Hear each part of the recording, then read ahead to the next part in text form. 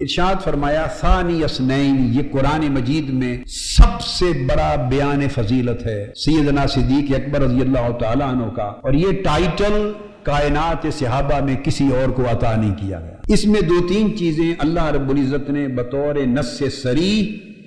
خود اپنی زبان الوہیت سے صادر فرما دی۔ ایک تو اذ یقول لصاحبہ،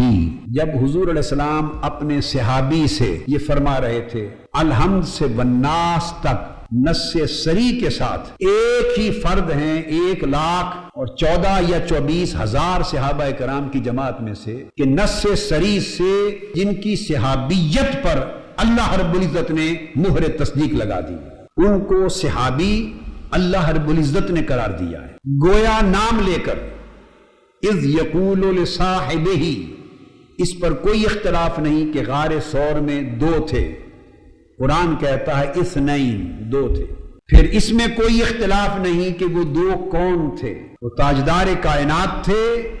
صلی اللہ تعالی علیہ وآلہ وسلم، اور سیدنا صدیق اکبر رضی اللہ تعالی عنہ تھے۔ اس پر اہل السنہ اور اہل التشیع کل علماء تفسیر میں کوئی اختلاف نہیں کہ ان 2 پر کہ سیدنا صدیق اکبر رضی اللہ تعالیٰ عنہ نہ تھے، کوئی اور تھا، نہ اہل تفسیر میں، نہ اصحاب حدیث میں، نہ اہل سیر و مغازی میں، نہ اہل تاریخ میں۔ اس پر کوئی اختلاف نہیں کہ آقا علیہ السلام کے ساتھ سیدنا صدیق اکبر ہی تھے۔ جب یہ بات طے ہو گئی، عند المسالک اور عند المکاتب متفق اور مسلم ہے، معتبر ہے اور مختلف فی نہیں ہے کہ وہ سیدنا صدیق اکبر تھے جن سے حضور نے فرمایا۔ اس پر قرآن مجید نے کہا اذ یقول لصاحبہ، کسی کو آقا علیہ السلام نے بتایا یہ میرے صحابی، کسی کو تاریخ، اسماء اور رجال اور سیر کے کتب کے ذریعے علماء نے جانا اور ہمیں بتایا کہ فلاں فلاں حضور کے صحابی ہیں، مگر قرآن کی نص میں ایک شخص ایسا بھی ہے جس کو اللہ نے فرمایا کہ مصطفیٰ کا صحابی ہے، اور وہ سیدنا صدیق اکبر رضی اللہ تعالیٰ عنہ۔ تو آپ کی صحابیت نص سے قرآنی سے ثابت ہے۔ اگر کوئی شخص آپ کی صحابیت کا انکار کرے، وہ نص قرآنی کے انکار کی وجہ سے کافر ٹھہرایا جائے گا، اس کے لیے کوئی گنجائش مسلمان ہونے کی نہیں رہے گی کہ اس نے نص قرآنی کا انکار کیا ہے۔ باقی تمام مقامات جس کی بھی شان میں آئے ہیں وہ تفسیر طلب ہیں، وہ تعویل طلب ہیں، اس میں اقوال ہے۔ اسی آیت میں بھی آگے اقوال آئیں گے کہ فانزل اللہ سکینتہ علیہ، ہو کی ضمیر کا مرجع کون ہے، علیہ کا مرجع کون ہے، ایدہ میں ہو کا مرجع کون ہے، اقوال ہیں ائمہ تفسیر کے ہاں، ہر چیز پر اقوال ہیں، مگر ایک بات پر اگر کوئی دوسرا قول نہیں ہے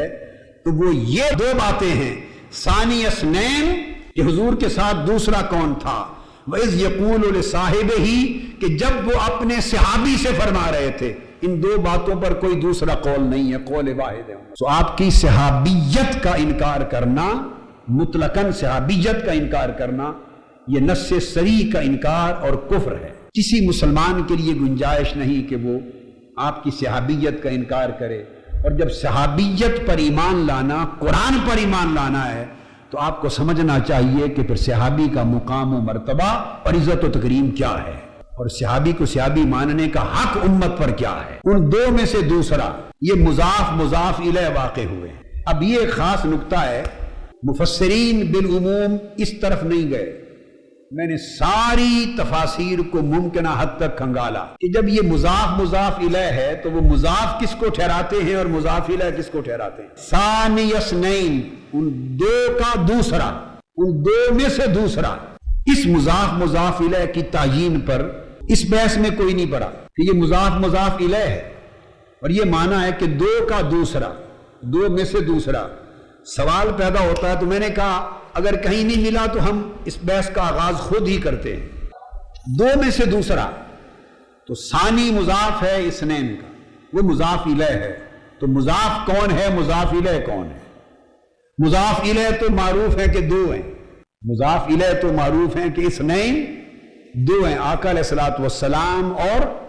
سیدنا صدیق اکبر رضی اللہ تعالیٰ عنہ 2 ہیں، یہ تو مضاف الیہ اثنین کا معنی ہو گیا، اس میں تو کوئی گنجائش نہیں دوسری رائے کی۔ اب بحث طلب اور غور طلب نقطہ یہ رہا کہ ثانی سے مراد کون ہے؟ اب جس مترجم کو دیکھیں گے وہ یہی ترجمہ کرے گا، میں نے بھی یہی کیا، صاف ظاہر ہے کہ وہ دو ہجرت کرنے والوں میں سے دوسرے تھے۔ اب اس کے دو ہی امکان ہو سکتے ہیں، جو کہ تیسرا تو فرد ہی نہیں ہے، ثالث و ثلاثتن کی تو نوبت نہیں ہے، فرد دو ہیں، آقا علیہ السلام اور سیدنا صدیق اکبر رضی اللہ تعالی عنہ، لہذا مضاف ثانی سے مراد دو ہی وجہیں ہی ہو سکتی ہیں، یا آقا علیہ السلام ہو یا سیدنا ابو بکر صدیق ہو رضی اللہ تعالی عنہ۔ اگر مضاف ثانی سے مراد حضور علیہ السلام کی طرف لیا جائے تو اس کے بھی وجوہ اور اسباب ہیں اسی آیت کے سیاق و سباق میں۔ الا تنصروہ میں ہو کی جو ضمیر ہے اس کا مرجع حضور ہے، فقد نصرہ اللہ میں ہو کی ضمیر کا مرجع آقا علیہ السلام ہے، اذ اخرجہ الذین کفروا یہاں ہو کا مرجع آقا علیہ السلام ہے۔ تو سیاق میں اور پھر سباق میں یہ آقا علیہ السلام کا مراد لینا بھی جائز بنتا ہے سیاق و سباق میں، کئی ضمائر ہیں جن کا مرجع حضور علیہ السلام ہے۔ دوسرا امکان یہ ہو سکتا ہے کہ سیدنا صدیق اکبر رضی اللہ تعالی عنہ ان کو مراد لیا جائے۔ جب انہیں مراد لیں اس میں یہ فرمانا اذ یقول لصاحبہ، جب وہ اپنے صاحب سے فرما رہے تھے لا تحزن، اب اگلا حصہ جو ثانی اثنین کے بعد آیا اذ ہما فی الغار، اور اس کے بعد جو آیا لا تحزن، اس کے مخاطب بھی سیدنا ابو بکر صدیق ہیں، اور جو گھبراہٹ آئی جس کو رفع کرنے کے لیے یہ فرمایا گیا وہ بھی سیدنا صدیق اکبر کے قلب اطہر میں آئی، آقا علیہ السلام کے قلب اطہر میں نہ تھی۔ ان اللہ معنا، جو معیت خاصہ کا وعدہ کیا گیا اللہ ہمارے ساتھ ہے، یہ بھی آقا علیہ السلام نے خطاب کیا اللہ کی طرف سے، مخبر ہوئے ان کو بتا رہے تھے، اس کے بھی سبب بن سکتے ہیں۔ ارجح آقا علیہ السلام کی طرف اس کا رجوع ہوگا، دوسرا سبب اور وجہ مرجوع ہوگی، مگر دونوں کا جواز موجود ہے۔ اب سوال یہ پیدا ہوتا ہے کہ اگر اس سے مراد آقا علیہ السلام کو لیا جائے ثانی اثنین، اور ثانی اثنین کے ساتھ اذ ہما فی الغار اذ یقول لصاحبہ، یہ اس کے ارجح ہونے کے قوی ثبوت ہیں، اور پچھلے ضمائر بھی میں نے عرض کیے ضمیریں، یوں کہا جائے تو معنی یہ ہوگا، اب توجہ کریں، یہ مرجع آقا علیہ السلام کو مراد لینا ارجح ہے، ضمائر سیاق و سباق میں اس کو تقویت دیتے ہیں۔ اس صورت میں معنی یہ ہوگا کہ ثانی اثنین دو میں سے دوسرا، یعنی آقا علیہ السلام جب وہ غار میں تھے اور اپنے صاحب یعنی صحابی سے فرما رہے تھے کہ نہ گھبرا اللہ ہمارے ساتھ ہے، اس میں ثانی سے مراد آقا علیہ السلام ہے جب وہ فرما رہے تھے، تو اگر یہ مراد ہوا تو اس کا دلالت اور اشارت اور اقتضاء نص کا وہ ایک سمت ذہن کو لے جاتا ہے کہ اللہ رب العزت اپنے کلام میں حضور علیہ السلام کو فرما رہے ہیں کہ ان دو میں سے دوسرا یہ فرما رہا تھا، ان دو میں سے دوسرا یہ فرما رہا تھا اپنے صحابی اور ساتھی کو کہ ابو بکر نہ گھبرا اللہ ہمارے ساتھ ہے۔ تو گویا اثنین میں ثانی حضور کو فرمایا، اور آقا علیہ السلام مرتبے میں تو ثانی ہو نہیں سکتے، مرتبے میں تو وہی اول ہیں، اب وہ تو ثانی ہے اثنین میں، وہ دو کے عدد میں ثانی ہے۔ تو اگر اثنین حضور علیہ السلام اثنین میں سے ثانی دوسرے سے مراد حضور کی ذات ہوئی تو گویا پھر اثنین کبھی ثانی کا وجود نہیں ہوتا اثنین میں جب ایک اول نہ ہو، تو مرتبے میں تو ثانی آقا علیہ السلام ہوئے، اور اس لحاظ سے اول ابو بکر صدیق بنے، اور صدیق اکبر کی اولیت مرتبے میں تو ہو نہیں سکتی، تو پھر اولیت کس میں ہوئی؟ تو گویا حضور کو ثانی کہہ کر اللہ رب العزت نے یہ مہر ثبت کر دی کہ ابو بکر وفا میں تو اول ہے، غلامی میں تو اول ہے، میرے محبوب کی خدمت میں تو اول ہے، میرے محبوب کی جانثاری میں تو اول ہے، اور میرے محبوب کی حفاظت میں سب کچھ لٹا کر چھوڑ کر آ جانے میں تو اول ہے، ہجرت میں تو اول ہے، ایثار میں تو اول ہے، جانثاری میں تو اول ہے، مرتبے میں مصطفیٰ اول ہیں، اور جب ان کو ثانی کہہ دیا تو کوئی اول بھی تو ہوا نا اثنین میں، اول ابو بکر رہے، جب اول ابو بکر ہوئے تو وہ مرتبے میں تو اول ہو نہیں سکتے،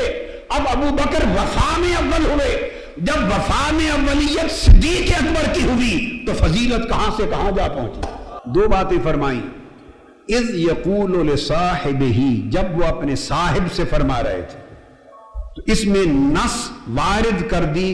ان کی صحابیت پر، جس کا میں ذکر کر چکا. اللہ رب العزت نے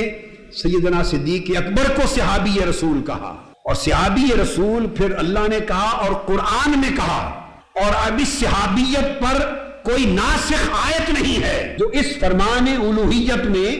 جو کہ آپ کو صحابی قرار دے دیا گیا اس کا نسخ کرے. اب سیدنا صدیق اکبر کی شان صحابیت کے انکار کے لیے فرمان خدا سے بڑی دلیل چاہیے، قرآن سے کوئی بڑی دلیل چاہیے جو آپ کی صحابیت کا انکار کر سکے یا نسخ کر سکے. نہ خدا سے بڑا کوئی ہے، نہ قرآن سے کوئی بڑی دلیل ہے.